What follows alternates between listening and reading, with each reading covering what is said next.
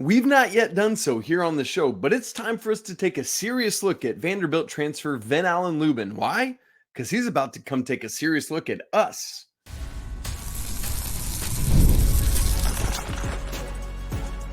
You are Locked On Tar Heels, your daily podcast on the UNC Tar Heels. Part of the Locked On Podcast Network, your team every day. Hey there, it's Monday, May 13th, 2024. Welcome into the Locked On Tar Heels podcast, the only daily North Carolina show out there.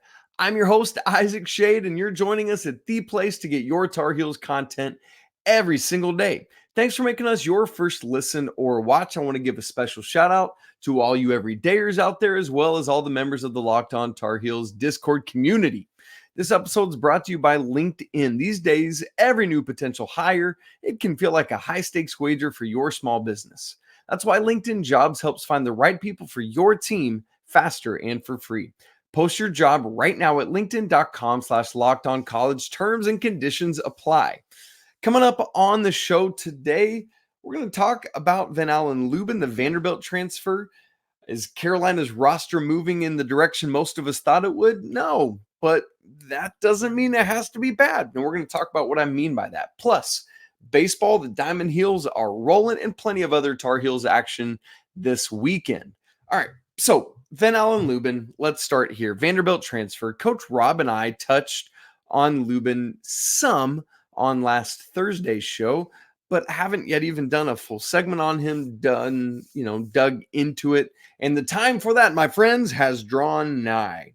Why? Because seemingly, at least to me, maybe to you as well, this one really kind of popped up out of left field. I don't know if you felt that way, but that's kind of because it did.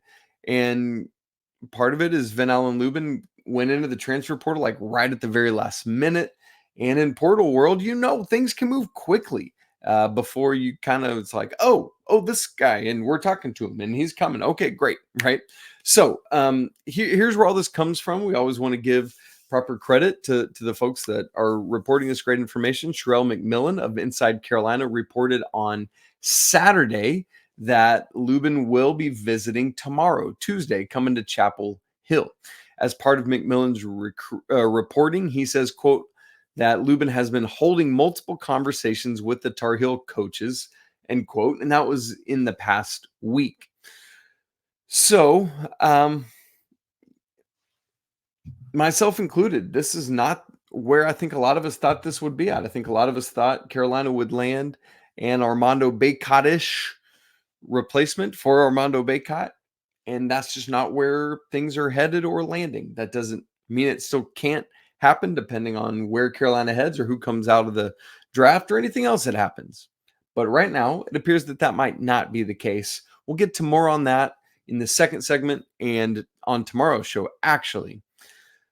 But we're here. This is real. And so let's talk about it. Let me set the scene with Ven-Allen Lubin. He is a 6'8", 230-pound rising junior. That was his listed height and weight on Vanderbilt's roster last year.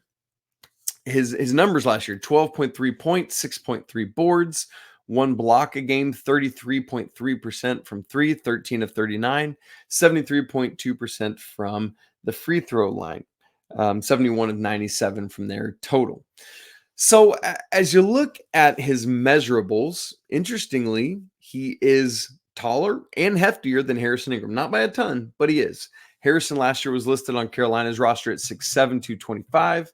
And as remember, Lubin was 6'8", 230. He is Lubin slightly shorter than Jalen Withers at 6'9" to 6'8", but he's got 15 pounds on him, 630 to 615.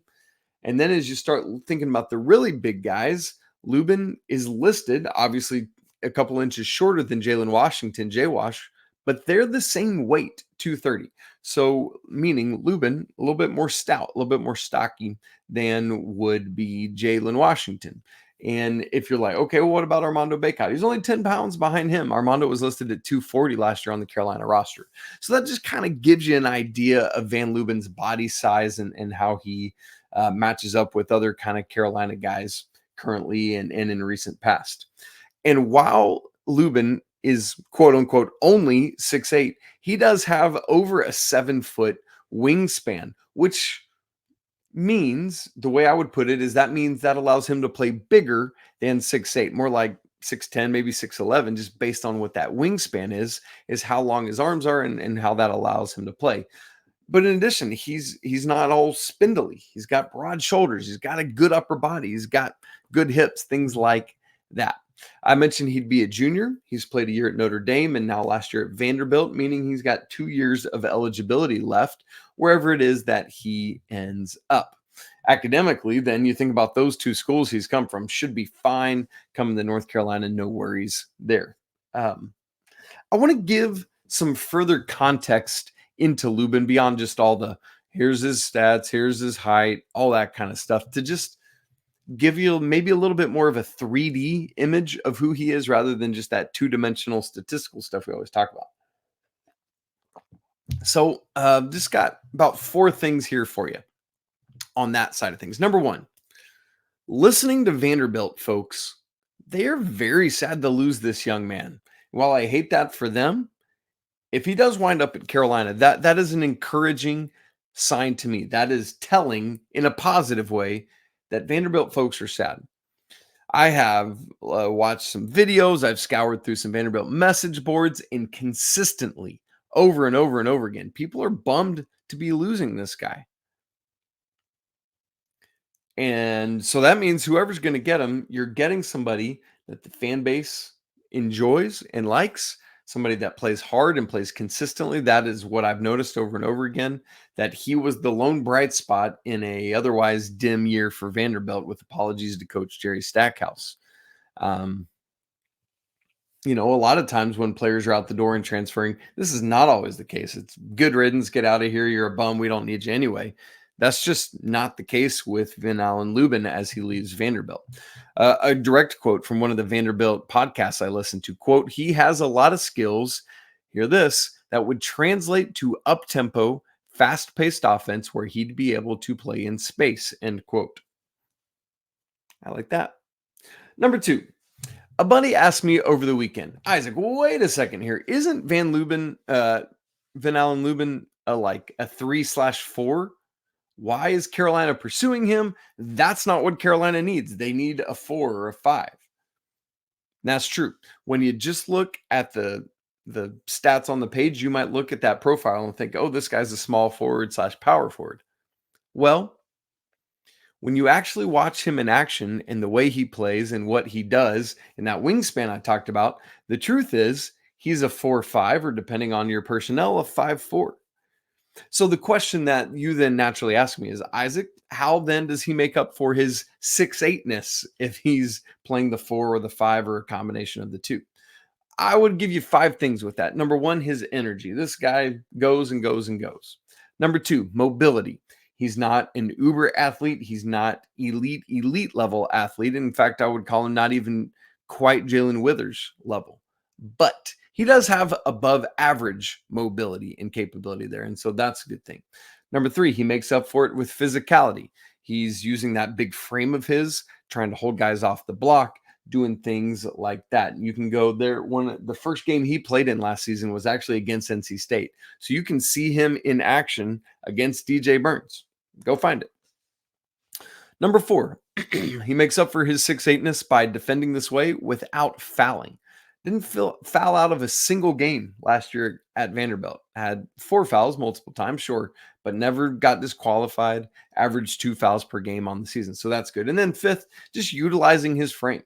He's got a unique frame that could fit in well with a North Carolina team if the coaching staff think that he is a fit for the Tar Heels. So that's how it all works at 4'5", is he just plays bigger than that height suggests. And you have that sometimes in guys, and that's fine. Number 3, some context I want to add. So isn't he a 3/4? Multiple people have said to me, wait, is this not just Jalen Withers 2.0? Why do we need that?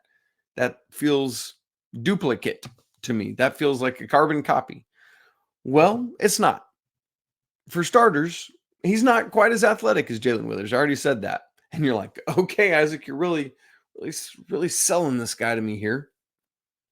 Well, while he's not quite as athletic as Jae'lyn Withers, he makes up for it because to me, in all the highlights and in all the game footage and all the interviews I've watched, he is smarter as a player than Jae'lyn Withers. And I I know that is I guess a slight to Jae'lyn Withers, but I mean it as a positive and an encouraging thing about Lubin is that he's just seems like a smart player that makes a lot of the right passes, a lot of the right reads, things of that nature.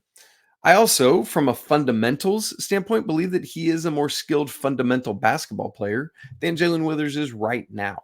And so that's just, yes, there are some similarities, but they're not the same player. They do different enough complementary things that it could be helpful. So number 4 then contextually is, so what's the play here? What's the angle for Carolina? Is he a 4? Is he a 5? What would his role be? What would his fit be? I think some of that for Carolina actually depends on what else or if anybody else in the transfer portal.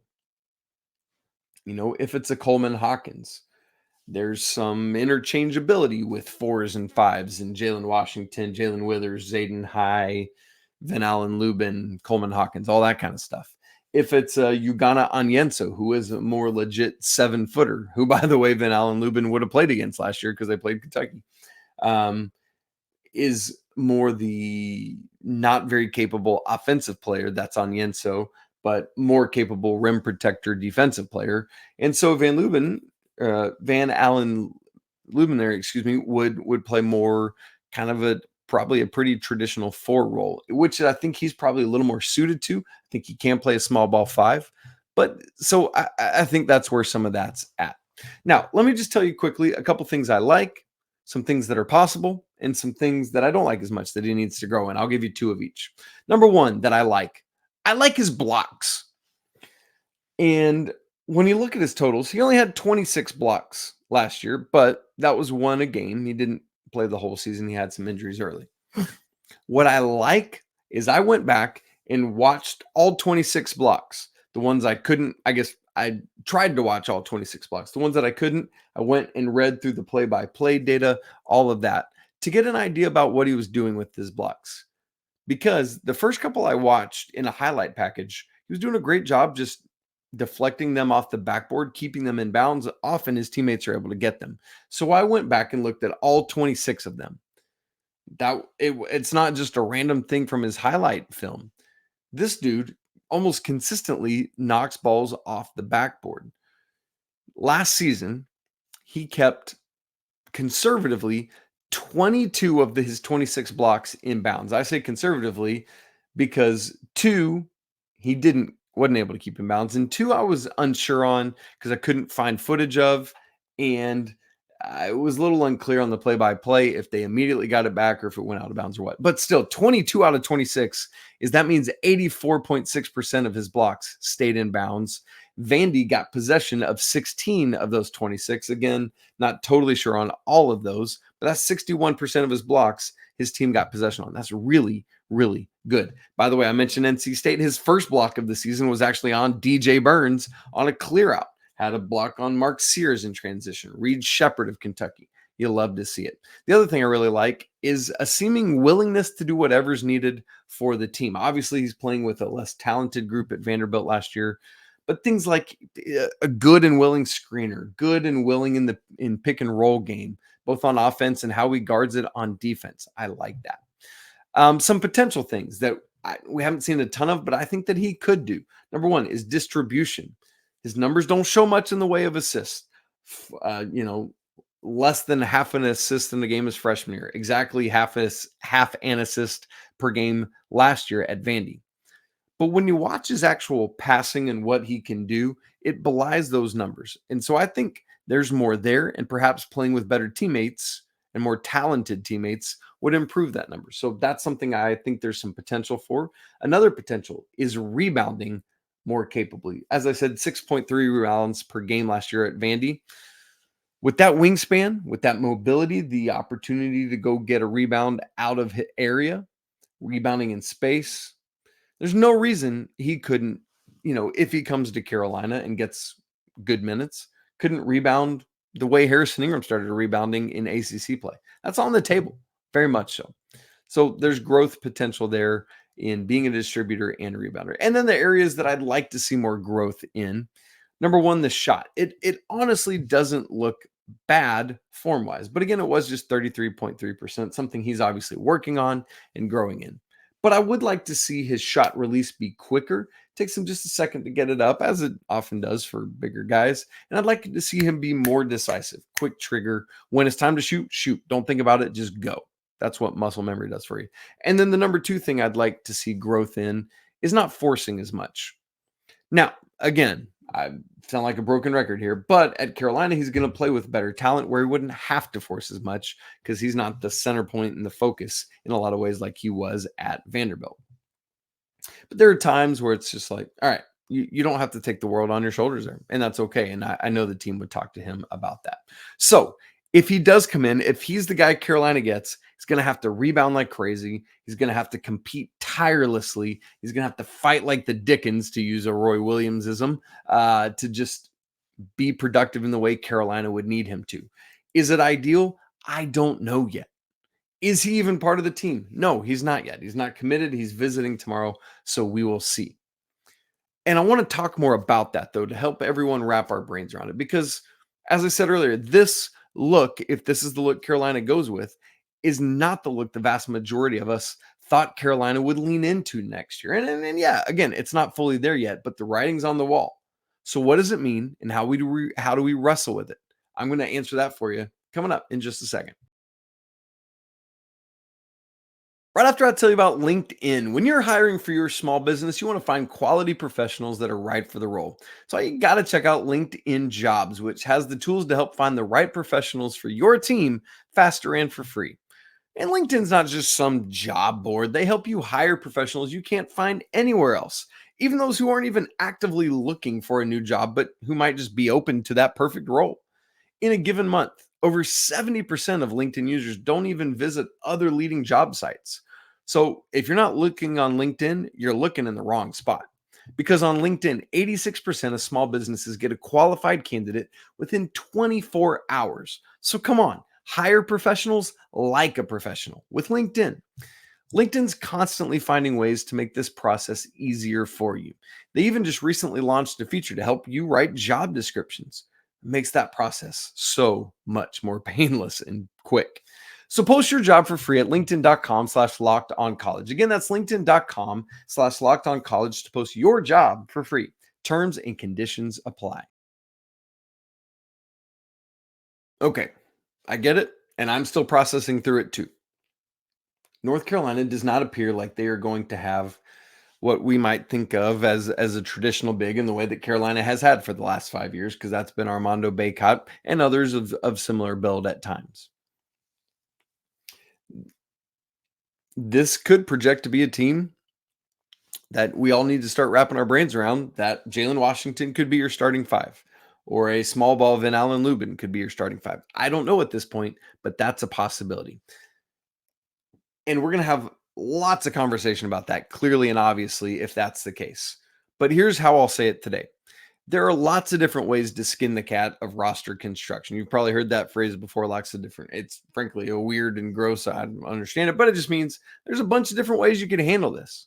And it doesn't have to be the same or identical. You can go look through history at various teams that have won in a bunch of different ways.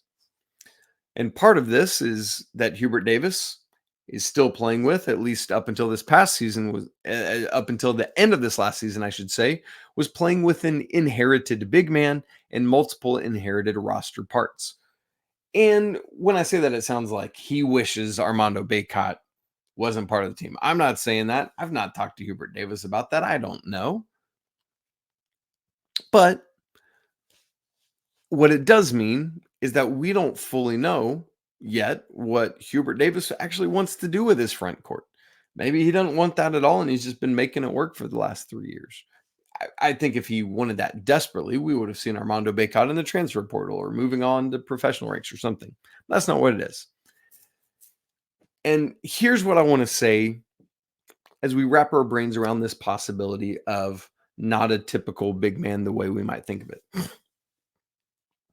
It's easy to prognosticate both ways to think what might have happened. Like if you get a Cliff Omori, if you get a Jonas Adu, clearly that would have worked and things would have been great. They might have been, but they might not have been. You just don't know how the pieces would fit together. Same thing here. Let's say you get a Ven-Allen Lubin and a Jalen Washington and maybe one other piece that don't match the mold of an Omori or an Adu. That doesn't mean that that's going to work or it's not going to work, but if that's the case, that's what the Carolina coaching staff has identified to go with in lieu of not getting those guys. And all of that can be like it could be that both things would have ultimately worked out, and you just never know because some of those butterfly effect realities just aren't going to happen. The only reality we're going to know is the one that actually does happen. So we got to go with it. But I do want to recognize that there are a bunch of different ways to go about doing this, about building a roster and about playing. And so what I want to ask, and I'm like preaching to the choir here because I'm like telling myself this as I'm telling you this, is to continue to wrap your arms around whatever it is. Doesn't mean you necessarily have to like it. Doesn't mean you necessarily have to like, this is what I would have done or whatever it is. But if it does come to a time where Carolina is constructed differently next year, eventually, if you are a true Carolina fan, you got to say, all right, this isn't the candidate I voted for, but I'm going to embrace it because it's my team, dadgummit. And like we've seen Kentucky do that, right? Mark Pope isn't who they wanted to hire, but they got Mark Pope. And what are Kentucky fans doing? They're wrapping their arms around him and saying, we're all in. Let's do this. Let's go Big Blue Nation. That's kind of where Carolina folks, I think we need to be at, is like, whatever comes, be ready to embrace it. That doesn't mean you can't critique. I think that's a healthy thing to be able to do. But it also doesn't mean that you can't praise, because that's also a healthy thing to do. I think we got to hold that tension well. I try to do that on the podcast, to offer both praise and criticism when either one's due. And that's where it is. Now, I want to say something else. I've seen a couple people say, we saw how Hubert Davis exploited Duke last year without a true five, with Kyle Filipowski at the 5. And now Carolina might be doing the same thing. With all due respect, it's not. And I say that as somebody who was highly critical of Duke last year for not having that same kind of true 5 as maybe they had like the year before with Derek Lively. And I think Carolina was able to exploit that along with some other teams. However, Lubin is not flip. I don't think Kyle Filipowski gave a flip, if you'll allow me that, about defense as much. Lubin is going to be bought in on both ends of the court, doing everything he can, focusing on that. That's just not Flip's focus or intention. And so while it's like, yeah, it might not be a true center, I'm not ready to compare it to what Duke was last year. So, and even still, if you get Jay Wash in there, same kind of thing. He is a different basketball player than Filipowski. It just is true. So if Carolina doesn't go traditional, if they go more a small ball 5 or a different size 5, what does it mean for the team to find success? There's got to be buy-in. Everyone has to say, all right, coaching staff, Coach Davis, Coach Lebo, Coach May, Coach Fred, Coach Page, Coach Sully, we're in. We're with you. You tell us what to do. We're bought in. That's the kind of thing it takes for them to have a vision, the coaching staff, and to sell that vision. And then perhaps the most important part of that step is the players got to buy it. They got to buy the vision, man. So that's a critical part. Also, there has to be the same level of connectivity. They got to continue to find ways to be dudes together the same way they were last year. I mean, that cohesion was such a critical part of making Carolina as good as they were, and they got to find a way to do that. So I'll also say this. One of the nice things about this era of college basketball that we're in is you already know, unless the cupboard's completely bare like it was, let's go back to Kentucky, but you already know some of your pieces, and you know some of the complementary pieces you need out of the transfer portal. But unlike when you're trying to recruit out of high school, you don't really know what those players are going to come out formed like.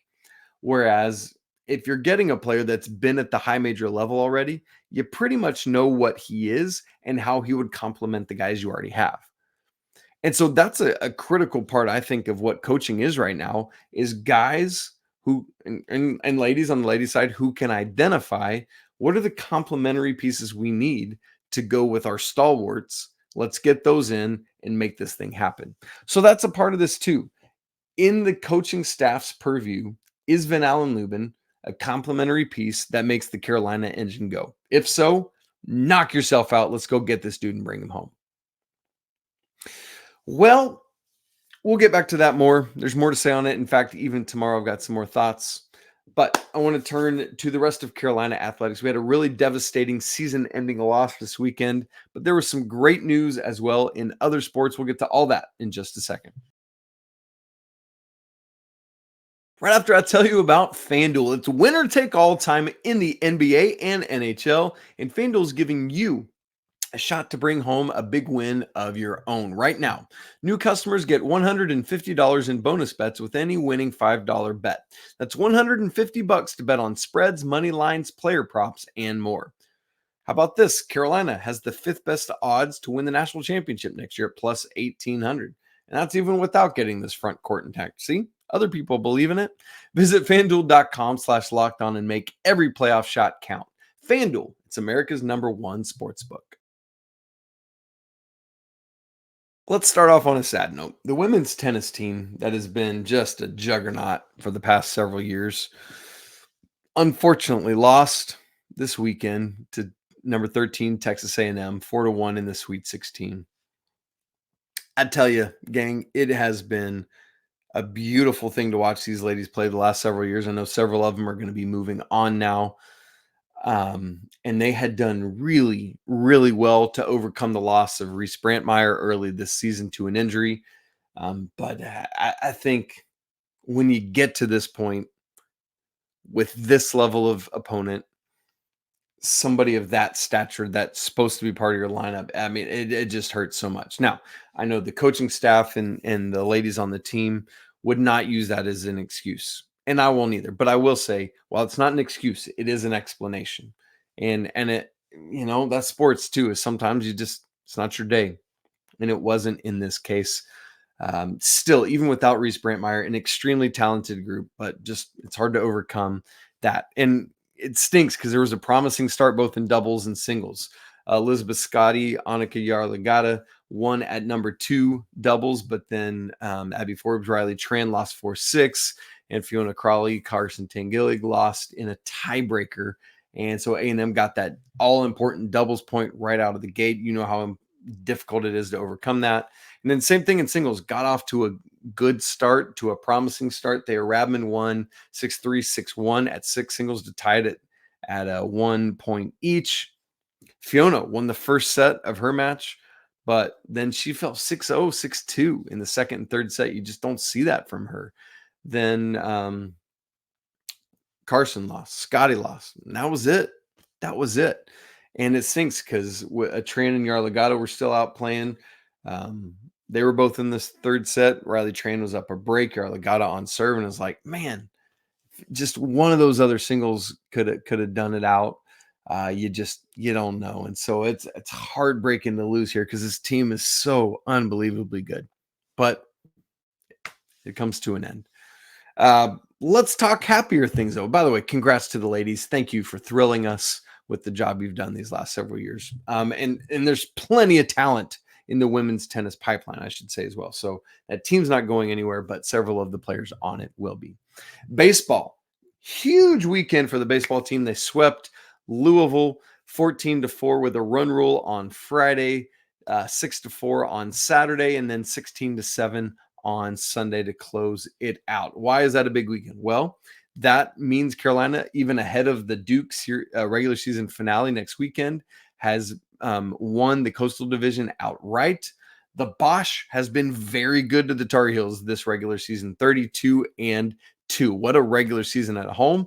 And by the way, they could be back there for the regionals and the super regionals, perhaps, if they keep going this next week and in the ACC tournament. So we'll see what happens there. But Carolina has positioned themselves very, very well. By the way, they also beat Campbell last week on Tuesday, 16-10. The Friday game, 14-4, 7 total home runs, including Vance Honeycutt, who had 2 of them to tie the Carolina career record and then break the Carolina career record.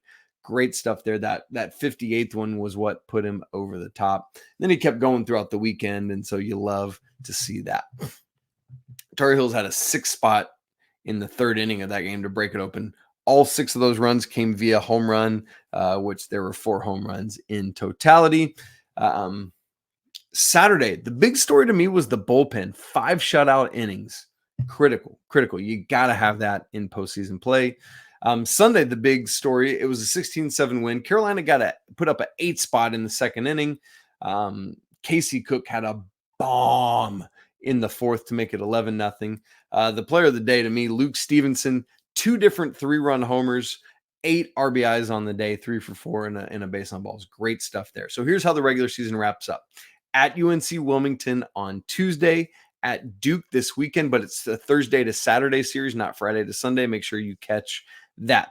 And while Carolina has already clinched the division, these final 4 games of the regular season are a great opportunity to solidify their postseason standing as well. Really want to get that regional host, which that seems pretty locked up, but there's big chance to get a national top 8 seed, in which case you could host a super regional as well. So we'll see what happens with all of that. Men's golf, the NCAA regional starts today, Monday. That runs through Wednesday, just around a day. We'll talk more about it as the week goes on, but basically there are 13 total teams. Carolina is the 1 seed. You're looking to be one of those top 5 teams left, and then you advance on to the national championship round, which is May 24th through 29th. So that's what you're looking to do this week. 3 rounds, 54 holes. You want to be one of the top 5 teams when it's all said and done. I'll keep tabs on it for us. We'll talk about it each show, and that'll be great. For women's golf, their regional already happened. At Auburn, they finished 3rd in their regional, so they are moving on to the NCAA championships, but those don't start till Friday.